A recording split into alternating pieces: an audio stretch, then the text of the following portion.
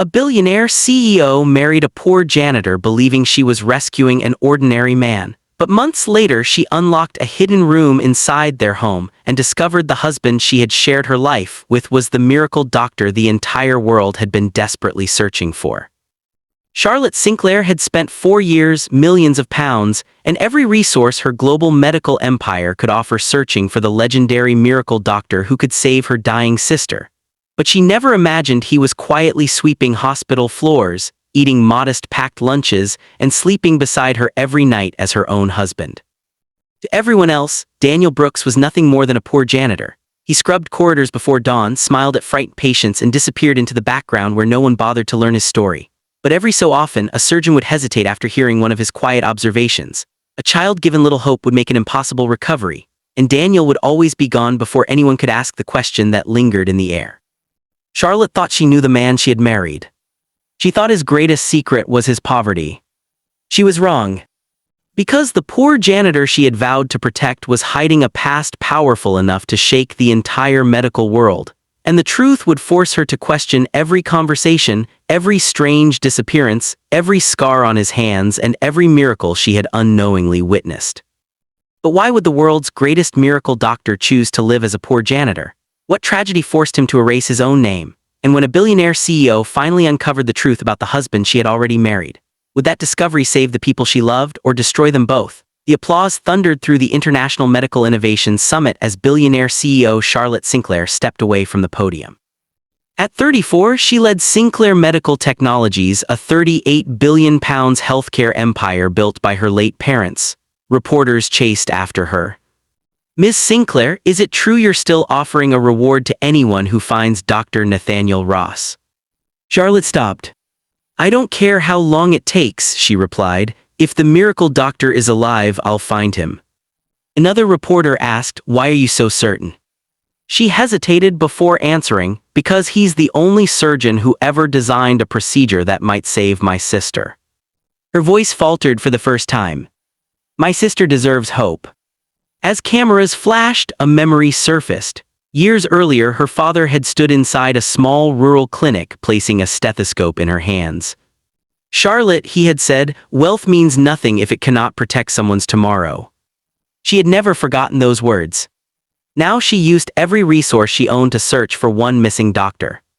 Across the city, inside St. Gabriel's Hospital, a man in a faded maintenance uniform quietly switched off the television showing Charlotte's interview. His name badge read Daniel Brooks. He picked up his mop and continued cleaning the corridor. "Morning, Mr. Daniel," a little girl called, holding a torn teddy bear. Daniel knelt and carefully stitched the toy with a tiny sewing kit from his pocket. There, he smiled, "Good as new." "You fix everything," the little girl laughed. "I wish that were true," Daniel whispered. As he stood, the sleeve of his uniform slipped back, revealing a long surgical scar across his wrist before he quickly covered it again. At the end of the corridor, Chief Surgeon Dr. Amelia Grant watched him thoughtfully. Something about that scar and the calmness in his hands stirred a memory she couldn't quite place. But why would an ordinary hospital janitor remind her of the miracle doctor the whole world had been searching for? Charlotte arrived at St. Gabriel's Hospital just before sunset, bypassing the VIP entrance she had paid to build years earlier. She preferred walking the same corridors as every other family because it reminded her why Sinclair Medical existed in the first place. Her younger sister, Emma, greeted her with a warm smile despite the oxygen tube beneath her nose. "You've been working too hard again," Emma teased. Charlotte forced a smile, "And you've been pretending you're not getting weaker." Emma shrugged, "One of us has to keep things light." Their laughter faded when Emma's cardiologist entered with fresh test results. "I'm sorry," he said gently, "the deterioration is progressing faster than we expected." Charlotte's heart sank. "So there's still nothing?" The doctor lowered his eyes. "Only one experimental procedure has ever shown promise, the one designed by Dr. Nathaniel Ross. No one else has successfully performed it." After he left, silence filled the room. Emma reached for Charlotte's hand. "If you never find him." "Don't," Charlotte shook her head, "I'm not giving up." As Charlotte stepped into the corridor to compose herself, she noticed a small crowd outside the children's ward. Daniel knelt beside a frightened little boy who refused to be taken into surgery. "What if I don't wake up?" the child whispered. Daniel smiled gently. "My mum used to tell me that courage isn't about being unafraid, it's about holding someone's hand even when you are." The boy slowly offered his hand. Daniel took it. "I'll walk with you to the theater." Watching from a distance, Charlotte felt something stir. There was an unusual calm about him, as though he understood fear better than most doctors. Minutes later, Dr. Amelia Grant approached Daniel. "You gave that child the exact advice my old mentor used to give patients." Daniel looked surprised. "My mother used to say it." Amelia nodded, but doubt lingered. Years earlier, she had heard those same words from Nathaniel Ross before he performed an impossible operation that saved a 6-year-old girl's life. As Daniel quietly pushed his cleaning trolley away, Amelia couldn't shake the feeling that the humble janitor carried the weight of someone who had once stood in an operating theater instead of a hospital corridor. Across the hall, Charlotte watched him disappear, never imagining that her search for the miracle doctor and the quiet janitor's path had just moved one step closer to becoming the same story. 3 days later, Charlotte's world shifted again. She was halfway through a board meeting at Sinclair Medical Headquarters when Victor Langford quietly slid an aged leather folder across the polished table. "You need to see this." Charlotte frowned as she opened it. Inside lay the original governance charter signed by her grandfather nearly 40 years earlier. Victor sighed. "During a routine legal review, we found a clause everyone overlooked."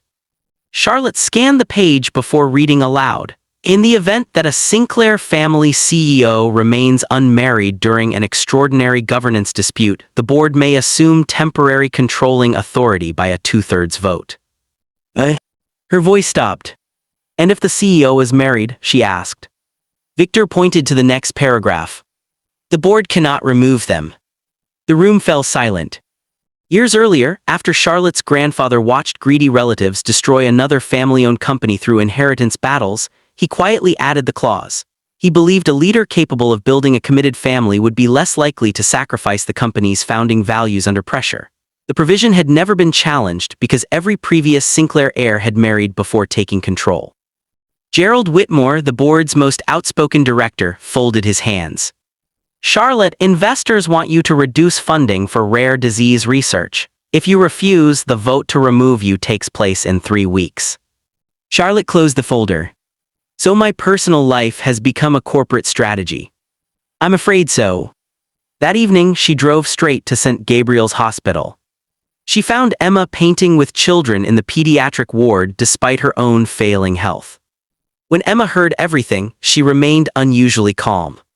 "So you need a husband?" Charlotte laughed bitterly.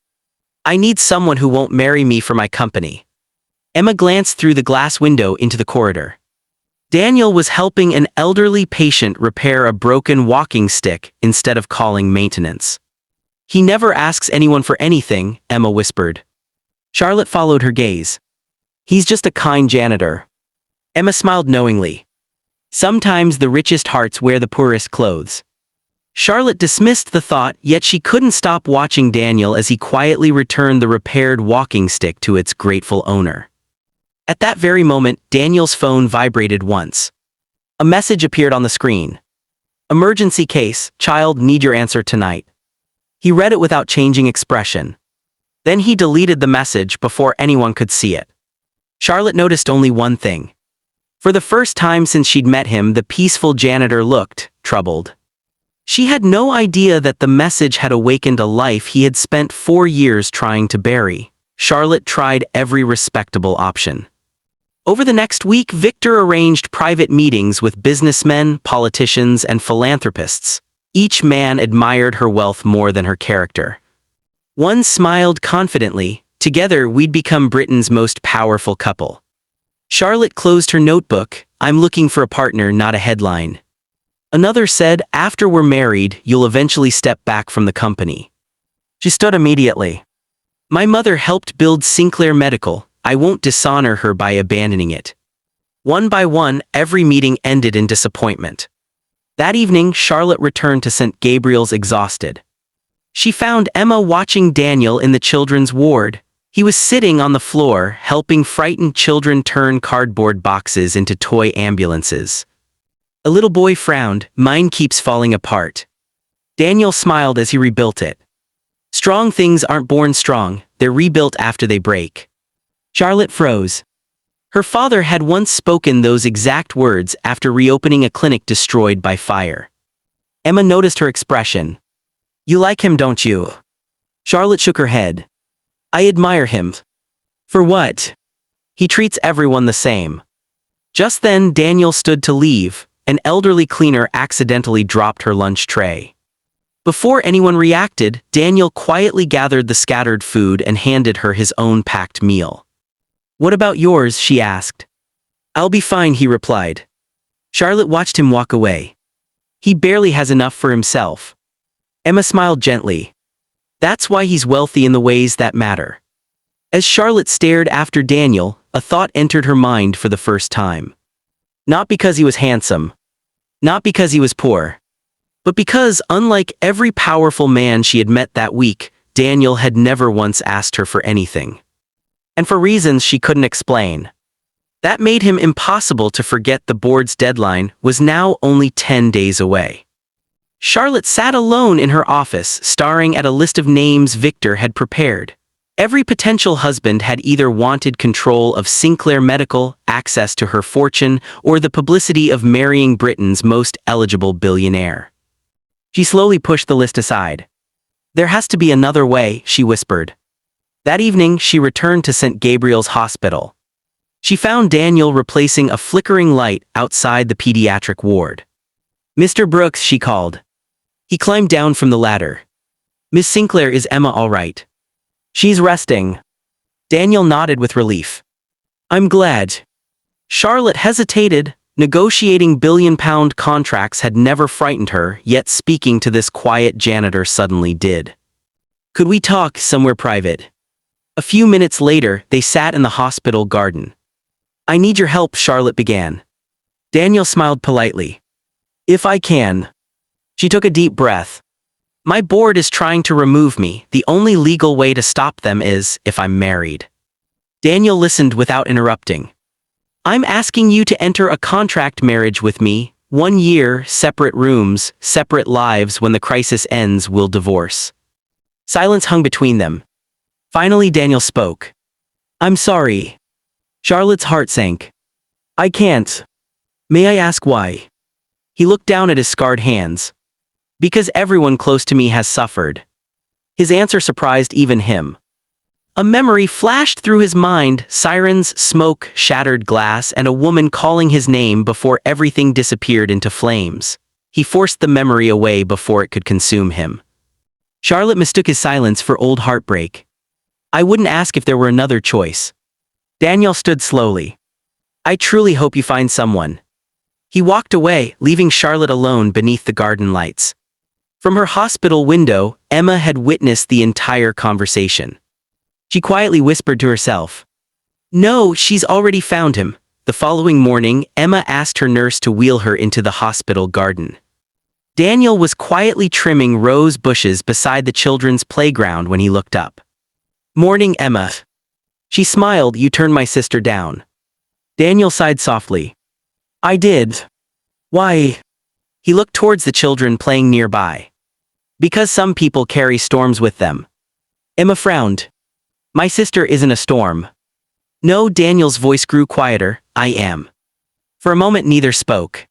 Hidden beneath Daniel's calm expression, an old memory resurfaced. 4 years earlier, he had stood outside a burning hospital watching firefighters battle the flames that had erased his former life. Before helping him disappear, a retired federal marshal had given him one warning: anyone connected to Nathaniel Ross becomes a target. If you want others to live, stay alone.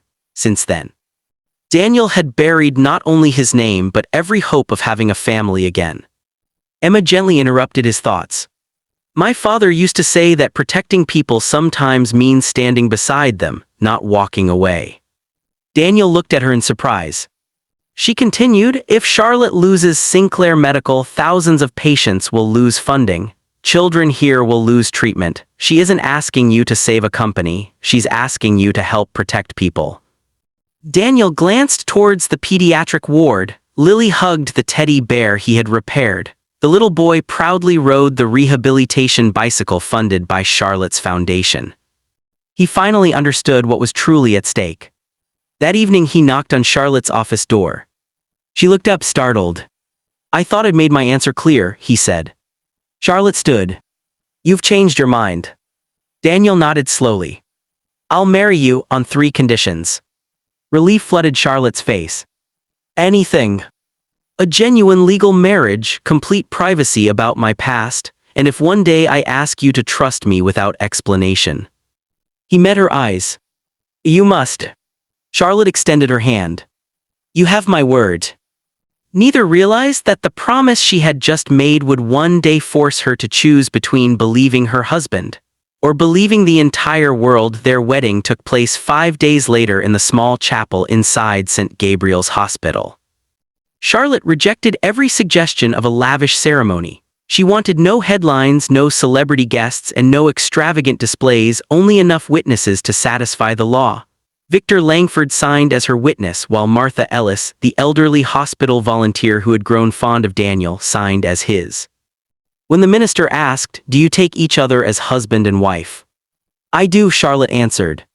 Daniel hesitated for the briefest moment before replying, "I do." As they exchanged rings, a painful flash of memory crossed his mind.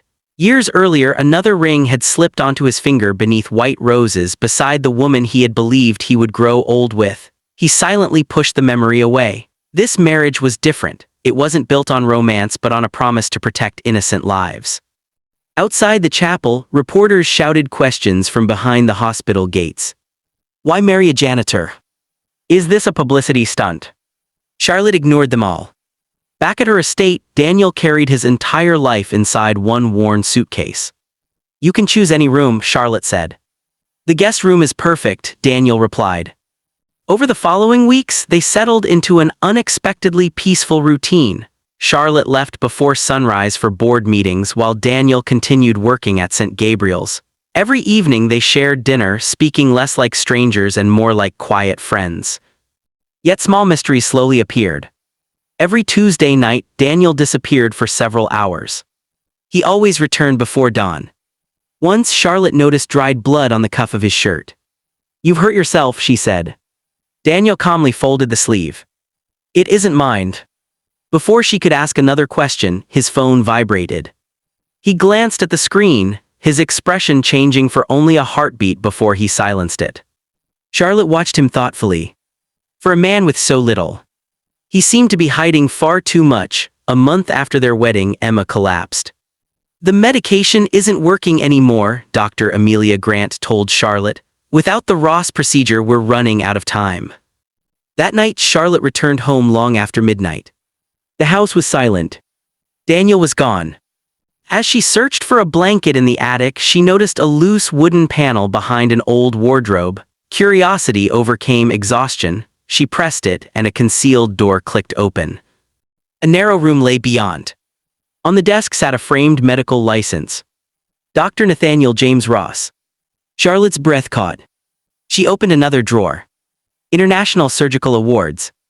Research journals detailing the very heart procedure that could save Emma. Photographs of Daniel standing beside world-renowned surgeons. Newspaper clippings declaring, "The miracle doctor vanishes without trace." With trembling hands, she picked up a worn passport. The face was unmistakable. Daniel Brooks. Nathaniel Ross. The same man. Her husband.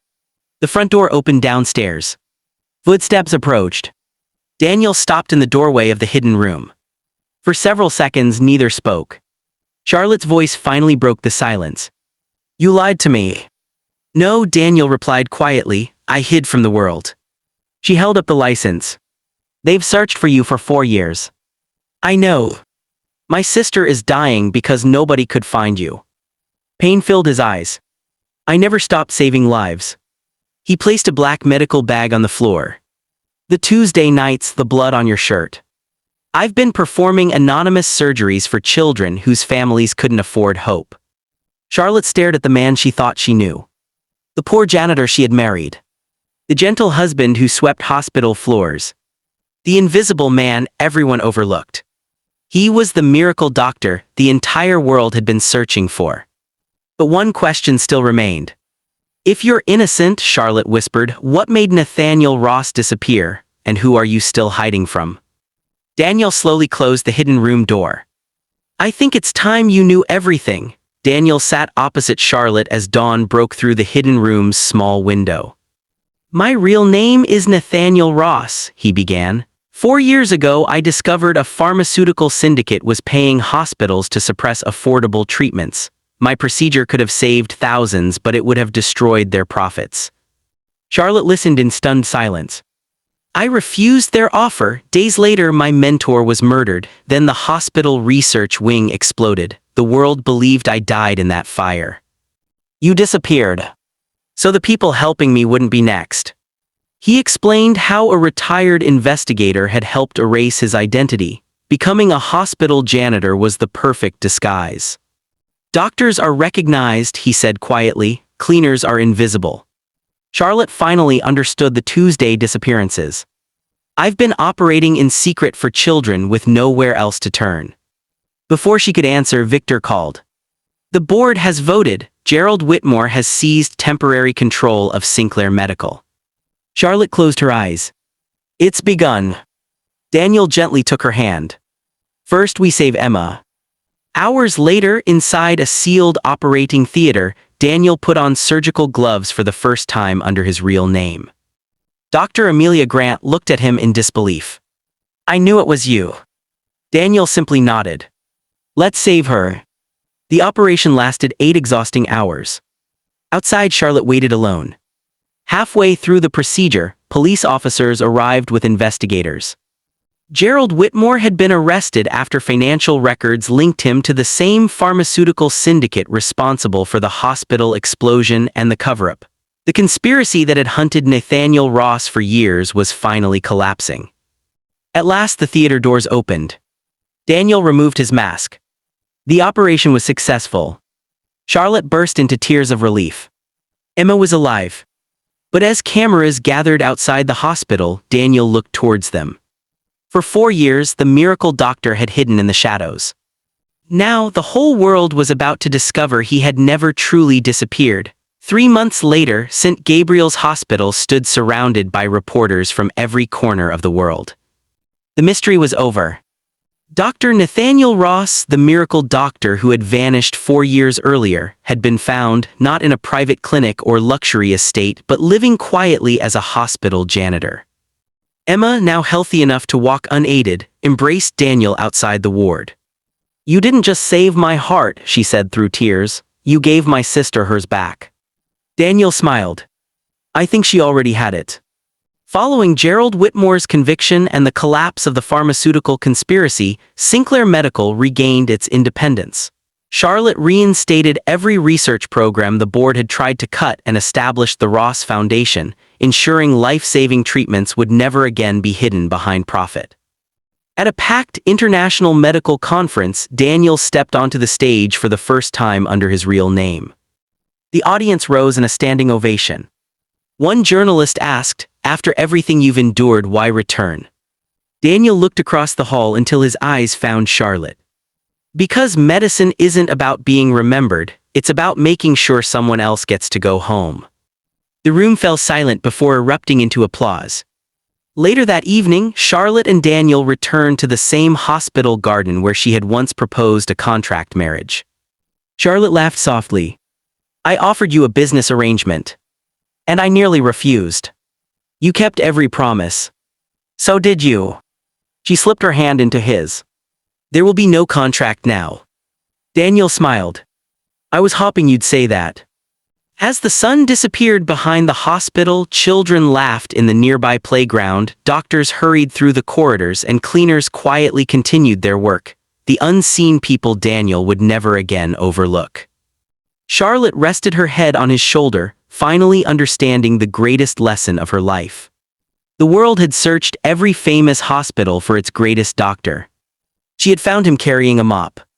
She married a poor janitor, only to discover she had married the miracle doctor everyone had been searching for.